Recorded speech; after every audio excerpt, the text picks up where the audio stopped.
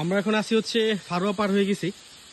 ফারুয়া অনেক আগে পার হয়ে গেছি। এখন এই দিক হচ্ছে জিগজ্যাগ যাবার, কিন্তু জিগজ্যাগ যাওয়ার আগে যেহেতু সুন্দর একটা ঝর্ণা আছে, এটা আসলে জানতাম না।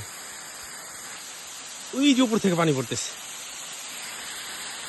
এই যে উপর থেকে পানিগুলো পড়তেছে, পড়তে পড়তে এই যে এখানে আসতেছে। সেরকম না, সত্যি অসাধারণ।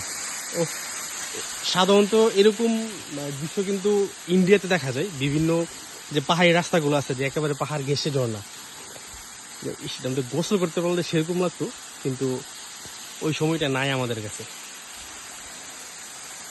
বলো তোমার কেমন লাগতেছে, বলো ঝর্ণাটা দেখার পর তোমার মানে ফিলিংসটা কি, বলো।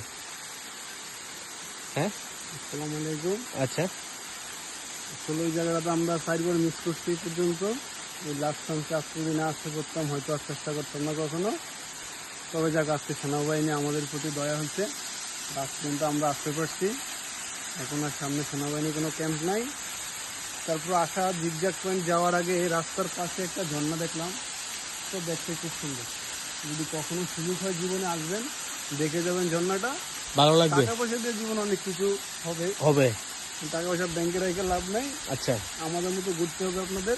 বউয়ের কথা কো, যে বউয়ের কথা পৃথিবীটাকে চিন্তা দেখে করে লাভ নাই, বউ বাধা দিতেই পারে। বউ চিন্তা করে লাভ নেই, হ্যাঁ, বউ বাধা দিতেই পারে, মেয়েরা বাধা দিবে, কিন্তু ঘুরতে হবে। পুরুষ মানুষ পুরুষের মতো চলতে হবে। আচ্ছা, তুই যে 3 মাস পরে বাড়ি যাস, তুই তো কইয়া দে ভালো থাকবেন সবাই। না, তুই যে 3 মাস পরে বাড়ি যাস কইয়া দে যে আমি 3 মাস পরে বাড়ি এসে ঘুরতে। ক কাপড়া